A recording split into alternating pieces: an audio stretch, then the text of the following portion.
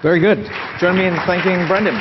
So we have time for a few questions. First question is, were any penguins harmed in the making of that app? I think they're all virtual. Nice. Well, usually when it comes to augmented reality, the question I usually ask is, were any humans injured because of the walking into the telephone factor? I would probably think so, yes.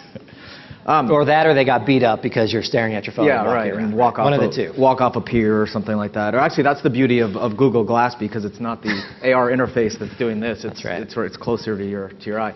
But anyway, so a lot of great data in the application of what Google's doing there, and some of the techniques you espouse for businesses to get traffic and all the things you talked about. So another statistic that Google published, I think about 6 months ago, was that of all of those great kind of conversions that are resulting from mobile search, half of them are happening within 1 hour, which is very interesting, because that tells me that mobile users are indeed lower funnel. They are indeed high intent. All these things we've been kind of saying for years.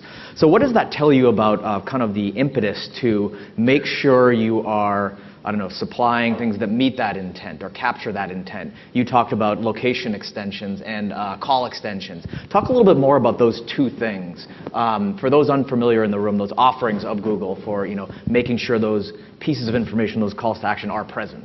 Sure. Yeah. I mean, I think there's actually two different sides of it, and one is on the what I guess I'll call just more the demand side. Yep.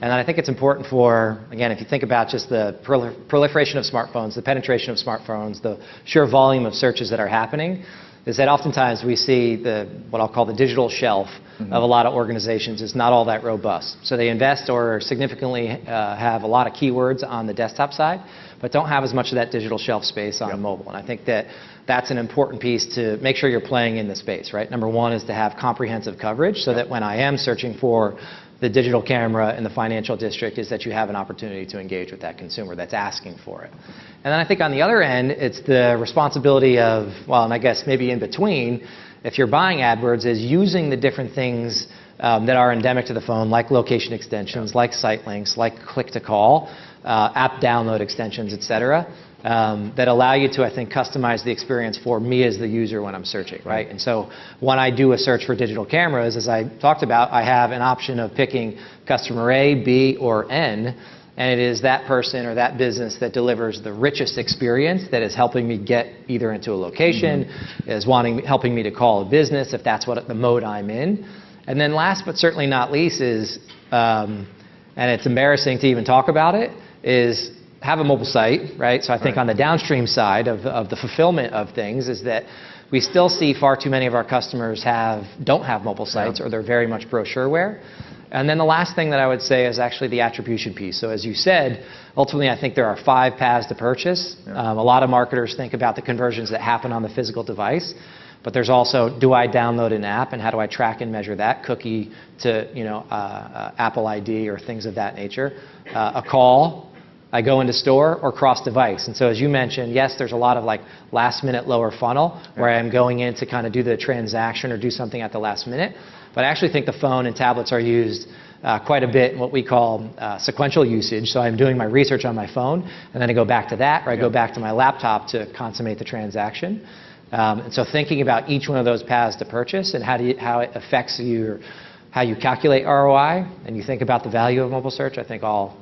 Sure. And that's the whole kit and caboodle in one thing, if you will. And Jody also mentioned that, according to their data, a lot of the tablet and smartphone usage they're seeing is actually at home. So it's not just the lower funnel; it's still the, that meaty top part of the funnel as well. So a lot of the things you showed and have just talked about in terms of location extensions, phone extensions, seems particularly conducive to multi-location businesses, or at least it particularly shines with chains or franchises that are inherently local, even though they have a national reach. They operate and they compete at the local level. And those same entities usually also have kind of the marketing muscle to do things like adjust their bids. What are you seeing happening kind of further down the tail to kind of the SMB or mid-market space, where it's kind of a busy proprietor? Are you seeing that as an opportunity for a lot of local search agencies or resellers? And it'll be a combination of that and perhaps some of the more adoptive SMBs, because our data show that most of them don't do a lot of kind of self-serve, high-maintenance type of search maintenance. Yeah, and I think it's helpful to hear the panel before, the search agency and some of the folks that were on that.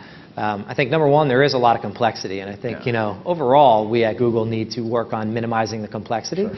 And I think there are businesses, larger, more enterprise global businesses, have the resources and wherewithal to manage some of that complexity down to the SMB level. It does get more difficult, and so I think that's where the partner ecosystem is very important to us, to be able to manage that complexity for the marketers. And so again, I didn't hear the whole conversation on that panel, but whether it's the search agency or whether it's the gentleman from Hearst who was talking about what they do, I think that's a key component of how this ecosystem survives, is to be able to do that for them, right? Because if I'm an SMB, I don't or shouldn't be an expert on analytics and bid adjustments. I really just want either the phone to ring, or I want people to come in and I want to have butts in the seat, right? And that's the thing that they're looking for. And to de-frictionalize that experience is definitely an important piece that we think about, and I think we need to generally get better at as well. Sure. Now, besides the segmentation in the marketplace between large business and small business, let's dive down a little bit deeper into the vertical segmentation, and especially since, from what you can tell in Enhanced Campaigns being out for 6 months or so, where it's particularly shining, it seems to me that there's an opportunity where there's a lot of variability to a business, time of day, or hours of operation, the ability to adjust bids based on all those kind of cool factors, or immediacy of transactions like restaurants. Where are you particularly seeing it shine? I do actually, I think there's a large swath of verticals that it applies to. Actually, one of the verticals that I think's been one of the more savvy and sophisticated, not only on using location, but then also on overall attribution for mobile, has been telco. So we talked about T-Mobile, AT&T and T-Mobile and Verizon, all very sophisticated about using the phone to get people into store and measure and track that. It is a form of retail, but we call that tech telco, I suppose. Retail is a no-brainer, whether it's a large organization or small. But at the same time, I think you can think about auto, right, on dealer. We've had some very, very, I think invigorating conversations where it's interesting to see how, even from a media and entertainment standpoint, some of the movie theaters are very, very keen on, driving traffic on opening day and tracking and measuring and using location to get far more sophisticated at getting butts in seats, right? They want to get as many people selling tickets. So it cuts across, but then even on the first layer of what I talked about, optimizing by geo, one of the verticals, I think, is dating. So online dating is probably more sophisticated. If you look at a lot of the different businesses at Google, even the online ones, they do a lot of keyword concatenation. Why don't we say keyword concatenation and radii at the same time, and we'll put everybody to sleep? But really, it's like geo, and I want to get dating in Dallas, dating in Boston, dating in Seattle, and have really gotten fine-grained about how they think about conversion and attribution and how things work in a local geography, and bid up and bid down differently. So it's not just those that have the physical establishment. No, that's interesting too, that it was a very kind of versatile range of businesses you just gave that kind of maybe points to the versatility of Enhanced Campaigns, because when you talk about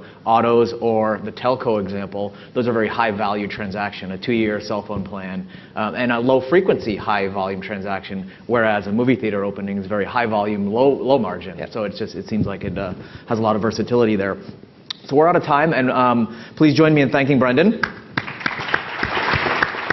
We're going to now have my colleague Peter Kraslovsky come to the stage for the next session. Thank you.